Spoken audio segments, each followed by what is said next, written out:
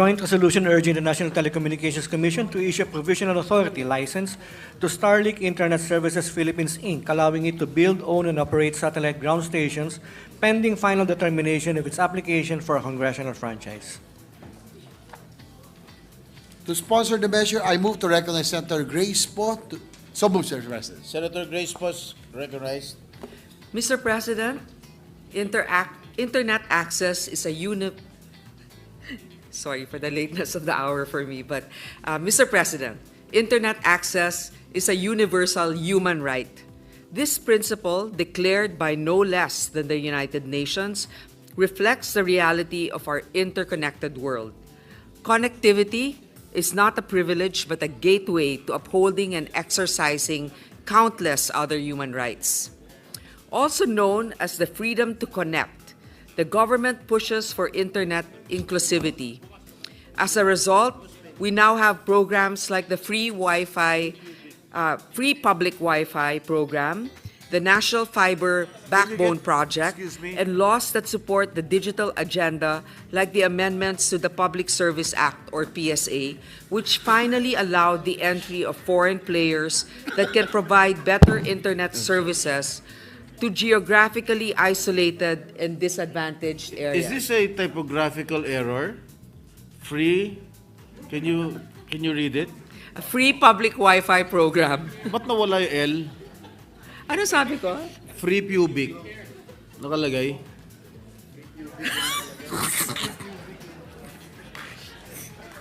Is it an error or?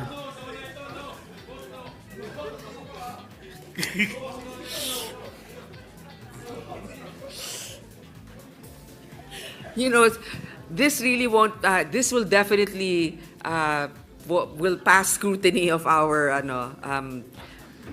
president officer. I'm sorry. All right. Bakit tanggal nga yan? I apologize for that. Was it Mr. intentional? President. I don't know. It probably is a Freudian slip by whoever was making this slide. All right, please proceed. Okay. May I also ask our colleagues to please tone it down a little bit because it's hard for me to hear myself delivering this. Okay. Babalikan ko na lang. Also known as the freedom to connect, the government pushes for internet inclusivity.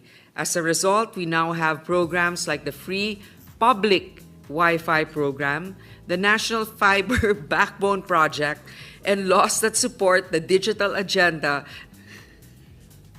like the amendments to the Public Service Act. Ngunit sa kabila nito, marami pa rin Pilipino ang unconnected. Data from the DICT shows that at least 65% of Filipinos are still without internet access, 30 years after the Philippines first connected to the internet in 1994.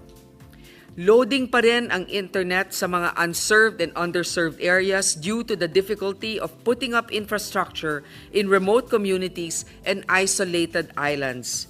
Infrastructure challenges have left the Philippines ranking 56th out of 169 countries in the 2024 Internet Poverty Index by the World Data Lab. So ibig sabihin, wala pa nga tayo sa average speed or average internet connectivity. We're below average. This translates to almost 16% of Filipinos considered internet poor. While we have seen incremental improvements in our download speeds, rising from 91.7 Mbps in 2023 to 94.42 Mbps in 2024, we remain significantly behind our neighbors. The Philippines ranks third from the bottom, trailing far behind Singapore, Thailand, Vietnam, and Malaysia. This reality underscores the pressing need for sustained investments and policy interventions to elevate our performance to regional standards. Ngunit mayroon pang pag-asa. The entry of Starlink satellite technology on our shores enabled access to our most remote and isolated communities without the need for massive infrastructure. Since receiving authorizations from the NTC and the DICT in 2022, Starlink has provided internet access to households, schools, businesses, and government offices in far-flung areas. Even our very own COMELEC has tapped Starlink to ensure that the 2025 elections will not be hampered by signal issues. Government agencies and NGOs are also leveraging Starlink for many of its significant programs. For example, the Philippine Space Agency has utilized Starlink for the Incentivize project, which brings free internet to students and local government offices in islands like Humalig in Quezon and other remote areas like Barangay Dika Panikian in Aurora. Starlink satellites were also distributed by DepEd, some LGUs and non-profit organizations to schools in far-flung communities in Palawan and Cebu. It was also installed to help ensure high-speed internet for the video conferencing court proceedings in remote areas such as Bangao RTC in Tawi-Tawi. Ito po yung report sa atin ng ating mga justices nung sila'y pumunta rito na because of Starlink, they're able to conduct hearings in Tawi-Tawi. The Office of Civil Defense and the NDRRMC also used it to address cell signal disruptions and secure communication lines in calamity-stricken areas like Batanes, Batangas, and more recently in the areas affected by the eruption of Mount Canlaon. Starlink is also used in isolated military detachments like the one in Balabac, Palawan. An NGO donated 3 Starlink kits to the Philippine Navy troops stationed in Pag-asa Island to help them attain reliable online connectivity despite being detached from the Palawan mainland. The Subic Bay Metropolitan Authority also received unmanned aerial vehicles or drones paired with a Starlink Internet unit from the United States to augment the emergency response capabilities of the Freeport and its fire and law enforcement departments. This is how portable it is, Mr. President. Some of our colleagues here can attest to Starlink's relevance. Case in point, Senator Lauren Legarda spearheaded the installation of Starlink at Lacaron Integrated School in Sibalom, Antique, which faced connectivity challenges due to its remote location in a hilly and upland area. Patunay ito na ang koneksyon ay oportunidad. Sa pagkonekta ng bawat Pilipino sa internet ay may nagbubukas na pinto sa mas magandang kinabukasan. In support of initiatives on disaster response, digital and inclusive education, healthcare, military support, and expansive legal services, Starlink has deployed 250 satellite dishes worth $7.5 million to strengthen connectivity and resilience in key sectors of our country. To date, Starlink has invested 600 million pesos in its operations in the Philippines, which reaffirms its confidence in the local market's immense potential. However, Starlink faces challenges within our regulatory framework. While it plans to expand its coverage using gateway ground stations, it risks falling within the gray area of the 93-year-old radio control law, which requires radio stations to have a congressional franchise. Ngunit, applicable pa ba ang batas na ito sa makabagong teknolohiya tulad ng satellite internet? It is hard to imagine that a 1931 law could have foreseen the technological advancements behind satellite ground or earth stations like those used by Starlink.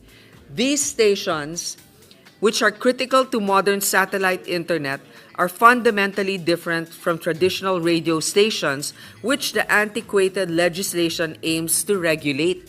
Magkaiba naman po ang service niyan. The construction and operation of earth stations serve as ancillary infrastructure and should not be conflated with direct broadcast facilities. Before Starlink's entry into the Philippines, constitutional and legal barriers restricted fully foreign-owned companies like SpaceX. The landscape changed in 2022 with the passage of the Republic Act number 11659, amending the PSA, which I proudly authored and principally sponsored. The groundbreaking reform lifted foreign ownership restrictions for industries classified as public services, paving the way for global tech innovators like Starlink to operate in the Philippines. But even before the new PSA was passed, in 2021, Executive Order number 127 already liberalized the provision of satellite broadband services, removing barriers to market entry for private entities seeking to deploy broadband technologies, including satellite services. Section 2 of Executive Order 127 explicitly allows value-added services and internet service providers to build and operate broadband facilities to offer internet services. Moreover, the DICT Circular Number 2, Series of 2021, which implements EO 127, defines broadband facilities to include earth stations, satellite equipment, routers, and other related infrastructure. This framework empowers Starlink to construct and operate satellite earth stations under the NTC regulatory oversight without requiring a legislative franchise. Mr. President, Starlink's operations align seamlessly with the government's objectives to bridge the digital divide by providing internet access to underserved and remote communities. Requiring them to secure a legislative franchise would run counter to the principles of deregulation and liberalization enshrined in our laws and policies. It would unnecessarily delay the rollout of critical infrastructure necessary for nationwide connectivity. Nonetheless, the question of whether Starlink as a satellite internet provider must secure a franchise is a matter best referred to the committees of primary referral. Starlink has taken the proactive step by seeking a franchise. Already filed in both Congresses are House Bill number 10954 and Senate Bill number 2844. However, given the urgency of the matter, Starlink is requesting a temporary license from the NTC to put up ground stations while awaiting congressional approval. Once given authority, Starlink plans to put up 14 ground stations all over the country. Ground stations are facilities on the ground that link space satellites to terrestrial internet infrastructure for signal transmission. Think of these stations as the intermediaries that enable smooth communication between satellites and the internet. It's there on the screen. These ground stations, or points of reference, are vital in improving the capacity of Starlink's satellite internet system.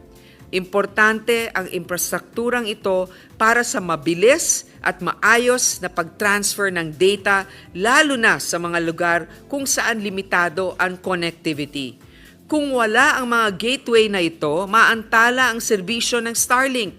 The efficiency, speed, and low latency connectivity that Starlink promises may be compromised.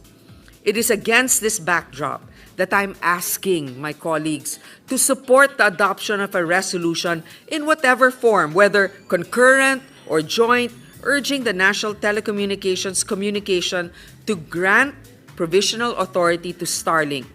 The House of Representatives has filed a counterpart resolution on this matter under House Joint Resolution number 21.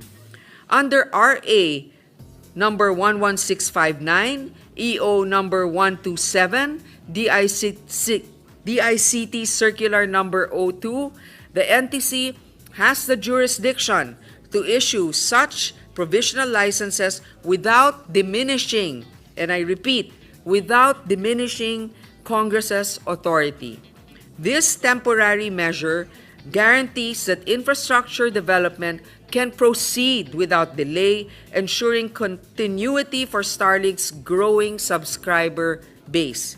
By granting this provisional authority, we ensure that Starlink can continue connecting us without delay, bringing life-changing connectivity to more communities, especially those in hard-to-reach places. This resolution represents a decisive step towards bridging the digital divide, uplifting underserved communities, and fortifying our nation's digital resilience. By approving this measure, the Senate doubles down on its commitment to fostering technological innovation, championing equitable progress, and safeguarding the connectivity essential to the Philippines' future. Let us act decisively to ensure no one is left behind in this digital revolution. Mr. President, let us seize this opportunity to shape a future where every Filipino is empowered by connectivity. I now humbly urge the Senate's consideration of the approval and adoption of Senate Joint Resolution Number 3. Maraming salamat po. Mr. President, no member wishes to interpolate or propose amendments to the measure. I move to adopt Senate Resolution Number 3, take into consideration Senate Concurrent Resolution Number 26, subject to style. So move, Mr. President. Any objection? There being none, Senate Joint Resolution Number 3, taking into consideration Senate Concurrent Resolution Number 26, subject to style, is hereby adopted.